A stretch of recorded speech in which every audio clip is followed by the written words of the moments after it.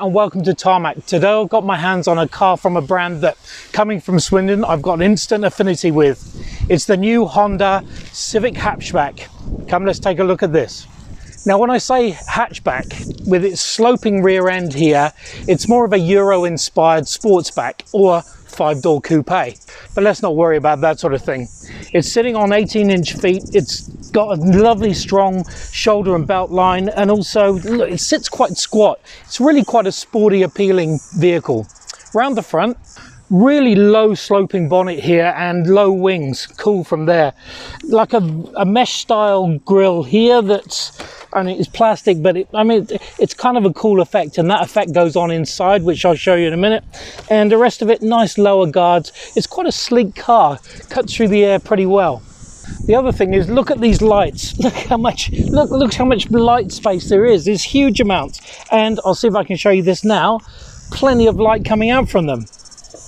Anyway, speaking of lights, round the rear, a light bar that extends across the width of the boot here, and also comes with the stop light right in the middle here. Also the rest of it, Civic styling, sport badging, and also sort of some fake sort of chrome surrounds for the exhaust that are exhaust, but I'll get to that in a minute. And also this Sportback, which is composite, so really light, and opens up to a wider boot space here that is actually 4mm wider, and also, if you come a bit closer, has a retractable parcel shelf to get it away for that 60-40 split, and there's actually more room under here as well, so you can fit plenty in here. Let's take a quick look under the bonnet. A 1.5 litre turbocharged Honda engine, which is bound to be good, that gives you 131 kilowatts of power and 240 newton meters of torque. It's quite a lot. All strapped to a CVT, I know there's the downside, a CVT gearbox, but it's actually not that bad. Let's take it for a drive and I'll show you around the inside while we're doing it. Now Honda are calling this new Civic the sort of Sokai Civic, which sort of means, well, it's very touchy and feely and obviously feels good, and it's very Japanese, but what it means from a layman's point of view is the fact of man maximum and machine minimum. So putting more emphasis on basically you having more of an input and it being more of a driver's car. I think that's pretty much how I'm sort of translating it. And what they've done with this new model is they've enhanced the suspension. The steering input's a lot quicker, a lot more vigorous and positive, and overall it just drives just sharper, and it's a fun drive. We've taken it to the outskirts of Auckland and really driven it quite vigorously, and it handles nicely. It's not an overly sports car, even though it's got a sports badge. I mean, the biggest letdown is it's the gearbox. I mean, it's sharp enough, but it still has that sort of CVT drone that I don't know, could do without. And rest assured, Honda makes great gearboxes. Just look at the Type R.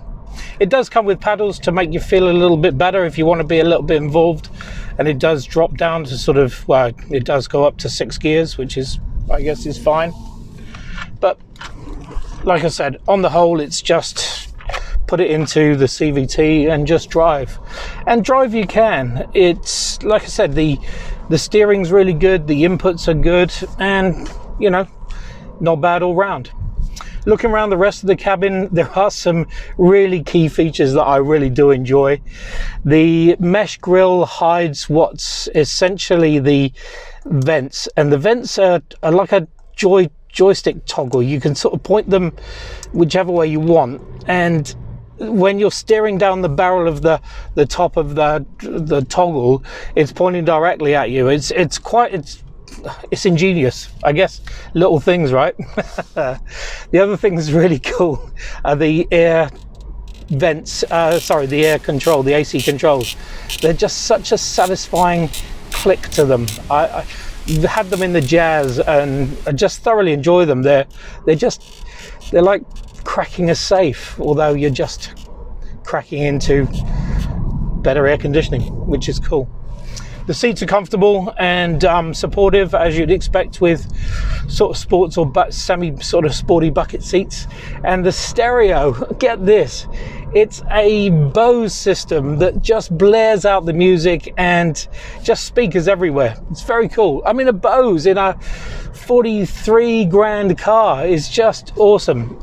The rest of the stuff, looking around, visibility is good. There's plenty of glass, even tiny little quarter panel glass right back there, and the A-frame is sort of arching down a little bit, so there's just plenty of stuff all around here. And it just, like I said before, it just feels nice and sporty, well planted, and they really are using all sort of, they're pushing the wheels out to all four corners, and there's not that much overhang, and the practicality of the Sportback is just tremendous. Love Sportbacks.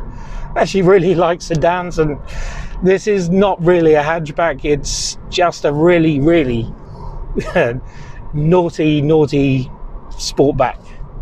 What's also been upgraded in this model is all the safety, and they've enhanced the things like the camera views are all better, the adaptive cruise is better, it can now sense just more what's going on around you, and also the likes of when you're in traffic, it's just a lot more livable as far as you can put it into sort of adaptive cruise and it'll just sense everything that's going around. So it's quite a nice upgrade for features that way, and just more advanced in safety, which, you know, Honda safety is really good anyway, so they've just made it even better. On the steering wheel, they've got rid of that sort of ribbed volume control, and they've changed it for a sort of button that you can push up and down, which is good, and changing channels and setting the adaptive cruise and home buttons. There's a lot going on here, and also the instrument cluster is now adaptable a little bit more, so you can play with a few more things and get a little bit more data up when you want it, or you can just drive.